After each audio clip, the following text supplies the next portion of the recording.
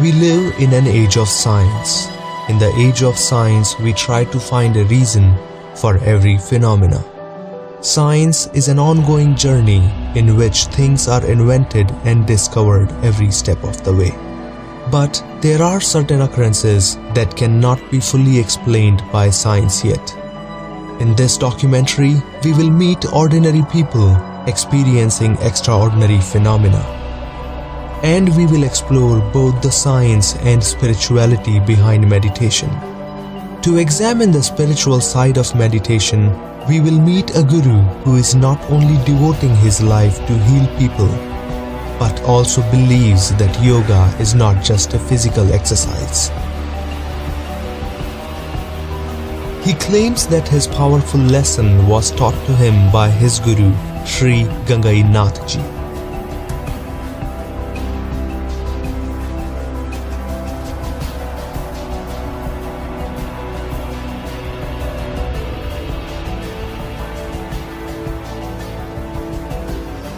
And to investigate the scientific side, we will speak with the scientists, doctors, and professors who have been researching the effects of meditation on human body.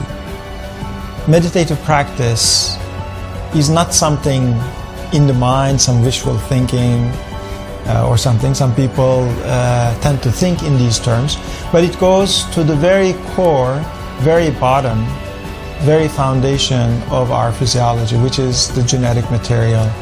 One of the things we've found that I think is very intriguing with the effects of meditation is the changes that we talked about with expression of cytokine genes in the tissue.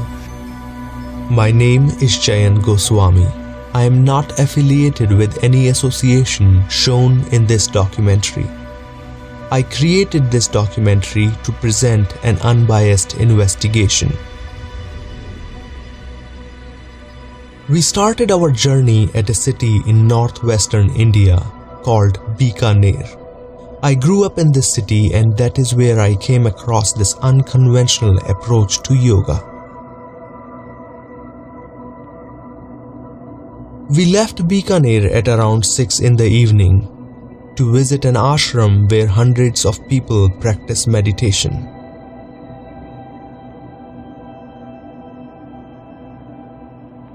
Next day began in a beautiful sun city, Jodhpur, the land of kings and forts.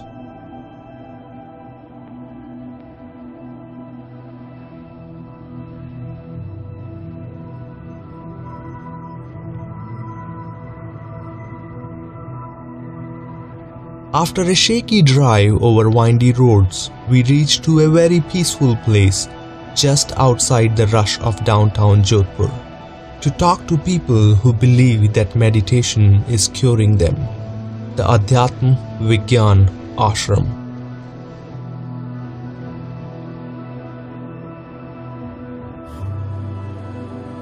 A family in which 3 out of 4 are HIV positive and believe that meditation is helping them.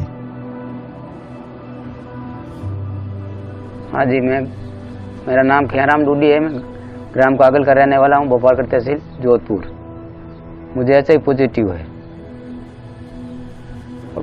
Hospital में भर्ती हुआ 2008 को, मुझे पता चला, check करवाया Rajasthan hospital में जोधपुर। वहाँ से रिपोर्ट आई 3 दिन से। फिर बीकानेर 18 तारीख 11/2008 को बीकानेर में दीक्षा ली गुरुदेव जी की। जीवनाथ जी सर ने बताया, मेरे जीजा जी लगते हैं, वो जिप से अपनी जिप से लेकर गए वहाँ से दीक्षा लेके 25 तारीख को और दीक्षा ली, बच्चे बच्ची घरवाली ने सब ने। उससे हम गुरुदेव से जुड़े हैं उस दिन से, 18/11/2008 से वो आज तक रोज ध्यान कर रहे हैं और ध्यान करता रहूँगा।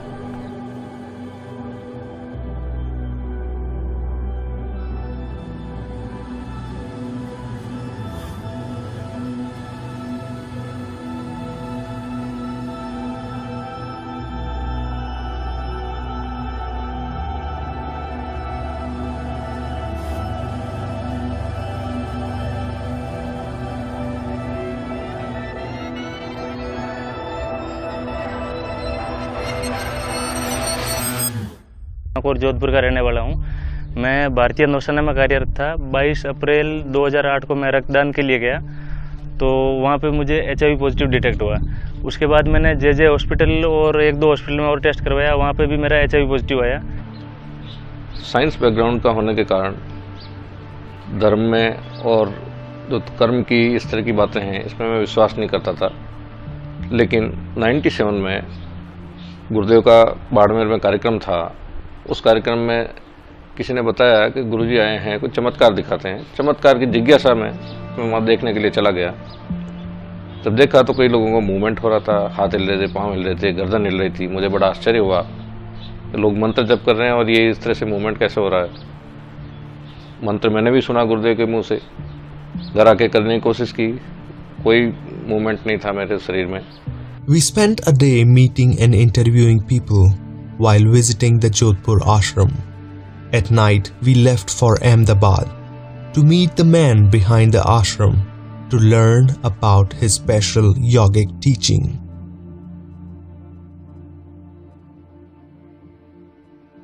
The next morning, we arrived in Ahmedabad. मैं जो मंत्र देता हूँ उससे साधक की कुंडलिनी जाग जाती, समझे। जैसे आप नवरात्रि में पूजा करते हैं दुर्गा की, सीता कह दो, राधा कह दो, पार्वती कह दो, हम योगियों ने उसको कुंडलिनी नाम दे दिया। और रीढ़ की हड्डी के आखिरी हिस्से में, बेसमेंट में, सैक्रम में 3.5 आटे लगा करके दुब को अपने मुंह में छिपाए रहती है, दबाए हुए रहते हैं, गवर्नमेंट पोजिशन में रहती है। मैं जब दीक्षा देता हूँ तो वो जाग जाती है और सीधी खड़ी हो जाती है। भारतीय योग दर्शन में योग के 8 अंगों का अनुष्ठान बताया है पातंजल ऋषि ने। यम, नियम, आसन, प्राणायाम, प्रत्याहार, धारणा, ध्यान और समाधि। तो धारणा, ध्यान और समाधि ये सूक्ष्म अंग।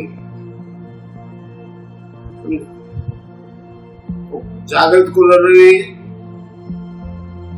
सारी योगिक क्रियाएं स्वयं अपने अधीन करवाती है।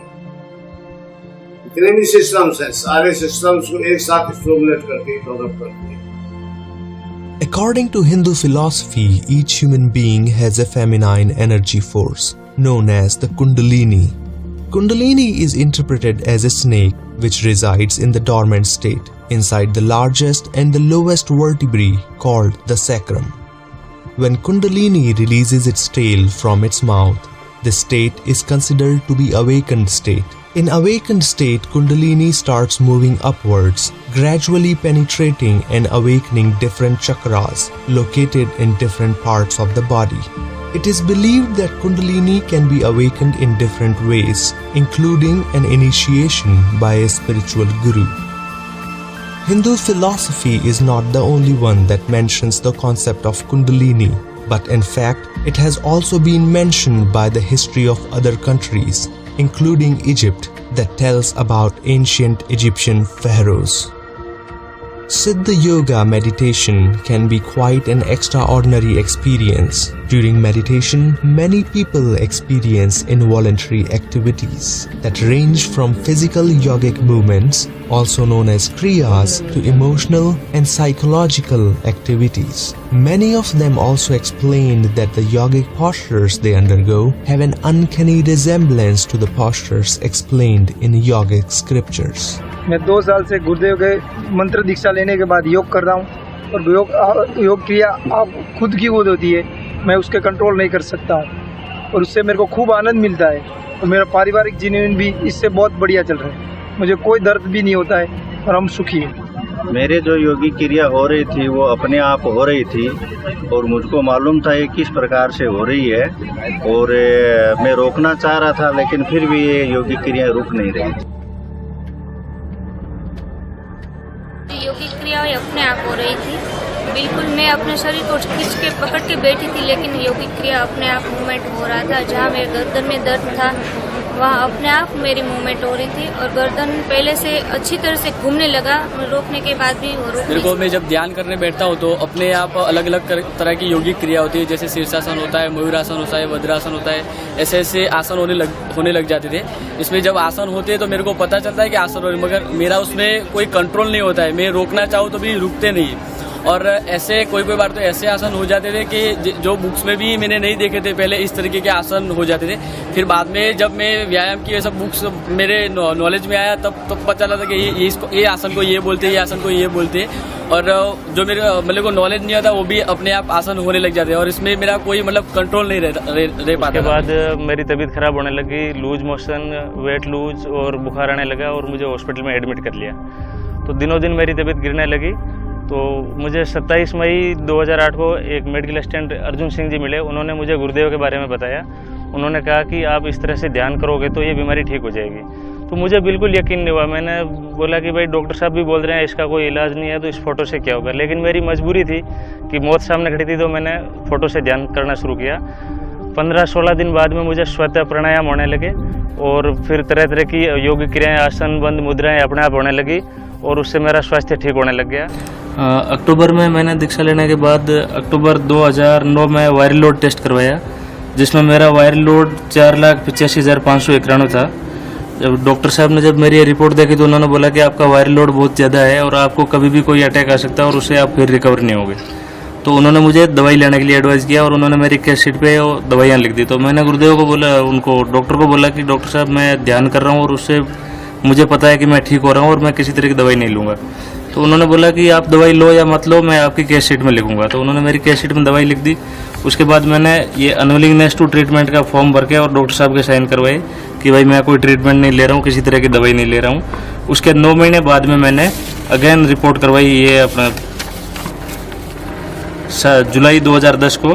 तो उसमें मेरा वायरल लोड 1,61,000 आ गया था। मतलब बिना कुछ दवाई लिए ध्यान से 3,24,000 मेरा वायरल लोड रिड्यूस हो चुका था। लेकिन मुझे चूंकि काफ़ी वर्षों से, वर्ष 71-72 से माइग्रेन की प्रॉब्लम थी, सर दर्द बहुत ज़्यादा रहता था।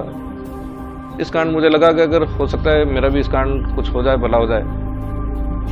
मैंने लगातार ध्यान करना जारी रखा।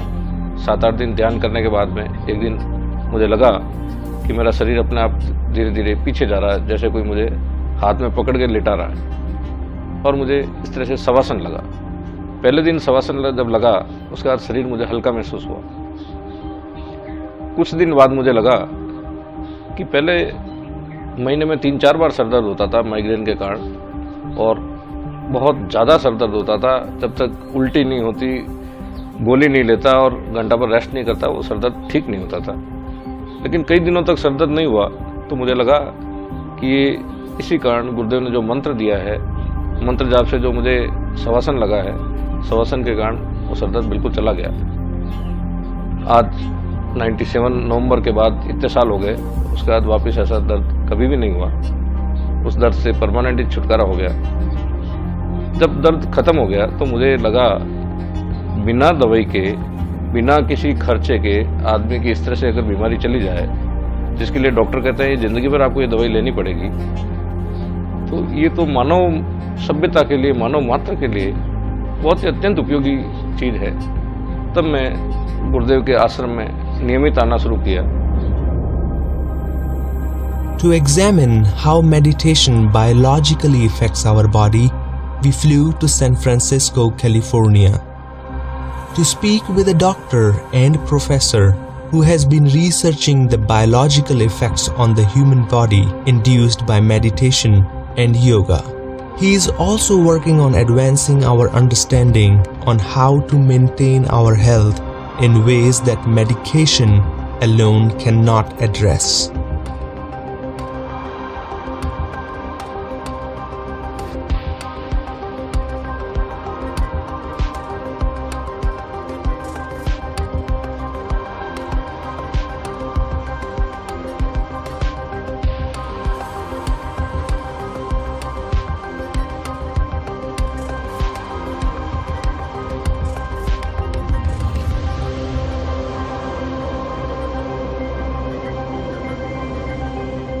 One of the things we've found that I think is very intriguing with the effects of meditation is the changes that we talked about with expression of cytokine genes in the tissue.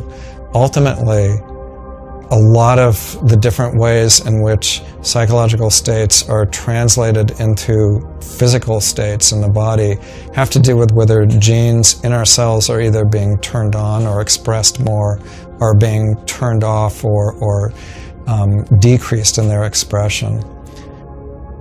Deep down, one of the things that differentiates human beings from any other living organisms is their genes. Genes are the unit of inheritance. They also act as an on-off switch for inheriting and controlling various factors in the span of life.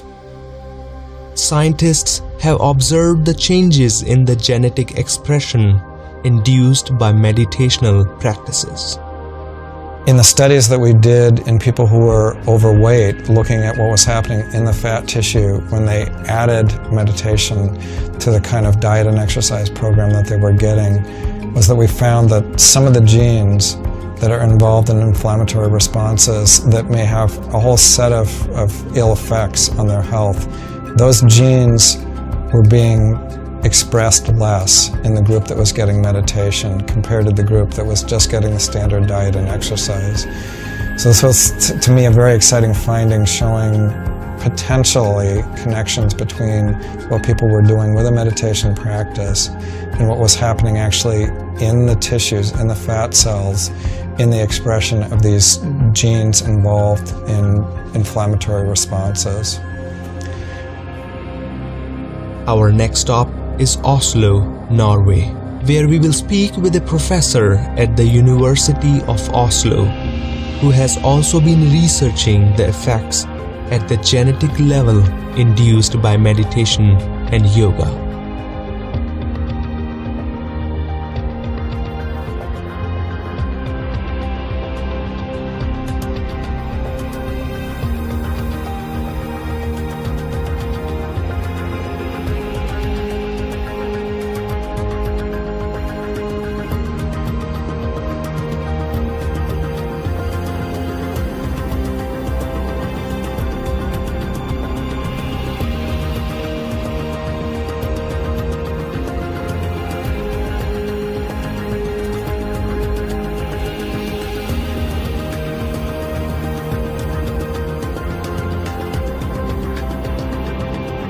Being a molecular cell biologist, I reason that if these changes are occurring in the whole physiology, then there may be a molecular basis for this, which means that at the level of the DNA to RNA to protein, this gene expression level, that there may be some changes. So this is what triggered us to look into this question.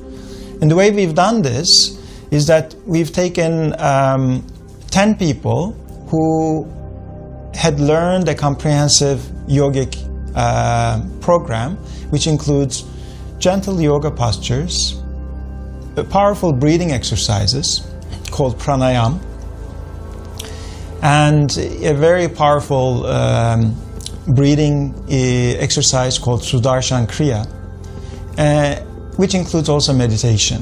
So this is a 2-hour program which is done once a week.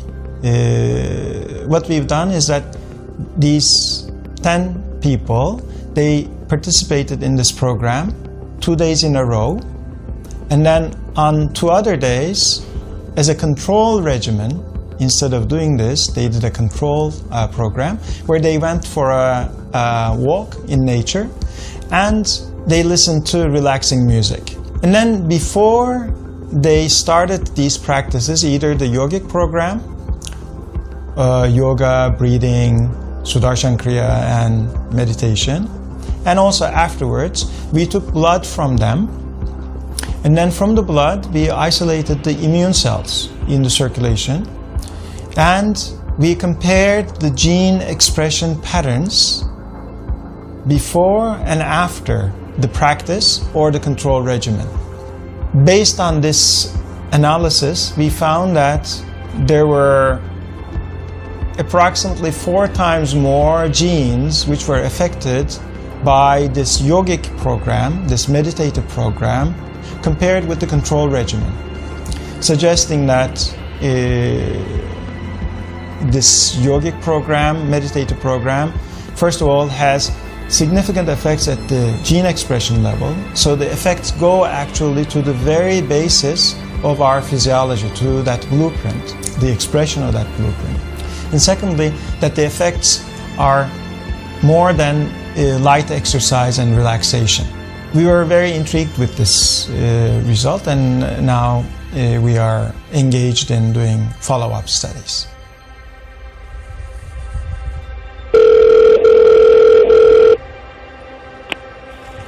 Hello hello, Buddharam ji बोल रहे हैं? हाँ जी, हाँ बोल रहा हूँ sir.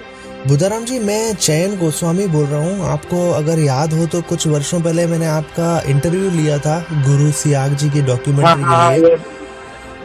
तो बस हाँ जी बिल्कुल। और बस के संदर्भ में आपसे मैं बात करना चाहता था। आपका स्वास्थ्य वगैरह कैसे है आजकल?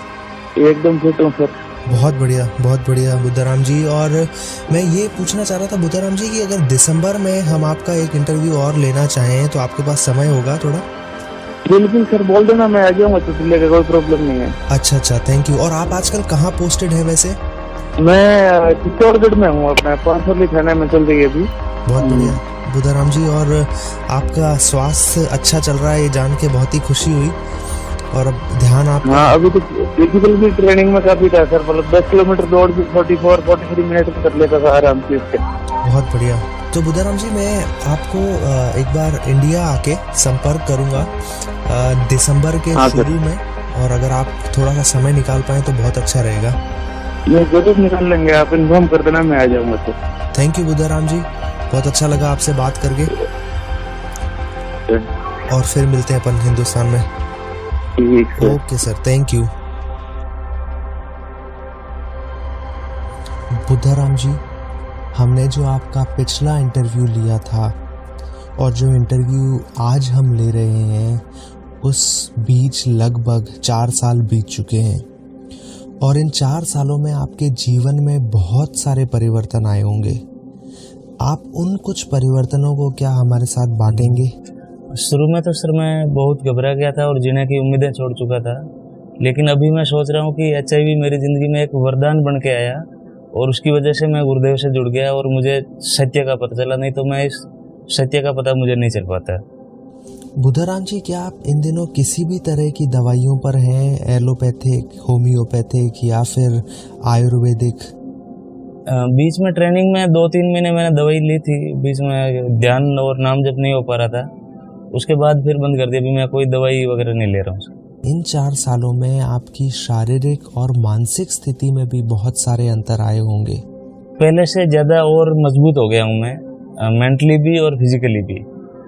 फिजिकल तो अभी ट्रेनिंग में हमारे जो 10 किलोमीटर दौड़ होती थी वीकली, मैं 44-43 मिनट में क्लियर कर लेता था। और मेंटली भी जो याददाश्त वगैरह है पहले से अभी ज़्यादा तेज हो गई है मेरी। बुद्धाराम जी, आप इन दिनों किस तरह का काम कर रहे हैं और क्या नौकरी कर रहे हैं आप? और जिस ट्रेनिंग की अभी आपने व्याख्या करी, अगर आप हमें उसके बारे में भी थोड़ी जानकारी दें, थोड़ा बताएं उसके बारे में, तो हमें बहुत अच्छा लगेगा। नेवी से मैं अगस्त 2010 में रिटायर हो गया था। मेडिकल ग्राउंड पे मुझे रिटायर कर दिया था। उसके बाद फिर मैंने तैयारी की और राजस्थान पुलिस में सब इंस्पेक्टर की पोस्ट पे हूँ अभी। तो 12 महीने की ट्रेनिंग कंप्लीट करके और अभी चित्तौड़गढ़ में पोस्टिंग है मेरी, सब इंस्पेक्टर की पोस्ट पे हूँ। बुद्धाराम जी, आप HIV पॉजिटिव हैं और आप काफ़ी समय से कोई दवाइयाँ भी नहीं ले रहे हैं और आप डॉक्टर से भी कंसल्ट नहीं कर रहे हैं, तो क्या आपको ऐसा पूर्ण विश्वास है कि ध्यान आपके जीवन को आगे बढ़ाने के लिए काफ़ी है? देखो सर, शुरू में तो मैं बहुत घबरा गया था और डॉक्टरों के वगैरह सभी के बहुत चक्कर काटे, लेकिन कहीं भी फ़ायदा नहीं हुआ मुझे। और फाइनली जो ध्यान से मुझे रिजल्ट मिलने लगे, वो रिजल्ट और कहीं भी नहीं है। और मुझे अभी किसी डॉक्टर वगैरह से कंसल्ट करने की भी ज़रूरत नहीं है। मैं खुद, मुझे पूरा विश्वास है कि इस ध्यान करने से कोई भी बीमारी ठीक हो सकती है। बीमारी भी नहीं, चाहे कोई भी समस्या है, रेगुलर नाम जप और ध्यान करेंगे तो वो ठीक हो जाएगी। बुद्धाराम जी, क्या आपको लगता है कि ये विश्वास काफ़ी है आपके जीवन को आगे बढ़ाने के लिए? मेरे लिए तो बहुत काफ़ी है सर, क्योंकि इसी के सहारे मैं आज जिंदा हूँ और आगे भी इसी विश्वास के सहारे ही रहूँगा। बुद्धाराम जी, जैसे आपने अभी बताया हमें कि आप दवाइयों पर निर्भर नहीं होना चाहते थे, तो आप क्या दवाइयों से दूर रहना चाहते थे या आपको ऐसा लगता था कि ध्यान ही इस बीमारी का इलाज है? नहीं, शुरू में सर मैंने डॉक्टर साहब ने बोला था दवाई के लिए, और दवाई वाले पेशेंटों की भी मैंने हालत देखी थी। फिर मैं वाले के वहाँ गया, उन्होंने भी बोला कि भाई लाइफ टाइम तक आपको दवाई खानी पड़ेगी, बाकी इसका कोई और इलाज नहीं है। तो यकीन मुझे गुरुदेव, सच बताऊं तो मुझे इन पर भी यकीन नहीं था, लेकिन मेरी मजबूरी ये थी कि मेरे सामने कोई ऑप्शन ही नहीं था। तो मजबूरी बस मैंने ध्यान करना शुरू किया, लेकिन जो रिजल्ट मिलने लगे उस रिजल्ट की वजह से मुझे अपने आप विश्वास होता गया कि भाई यहीं पर सब कुछ है और कहीं मुझे भागने की जरूरत ही नहीं है। बुद्धाराम जी, अब हम आपसे ये जानना चाहेंगे कि आप किस तरह का ध्यान करते हैं और आपके ध्यान करने का क्या तरीका है, और जब आप ध्यान करते हैं तो आपको अपने शरीर में या मन में किस तरह के परिवर्तन महसूस होते हैं? मैं सदगुरुदेव श्री रामलाल जी सियाग का सिद्ध योग दर्शन है, उनका रामलाल जी सियाग का ध्यान करता हूँ। उसमें गुरुदेव के फोटो को आज्ञा चक्र पे यहाँ मन में सोचता हूँ और मन में जो गुरुदेव मंत्र बताते हैं उसका जाप करता हूँ।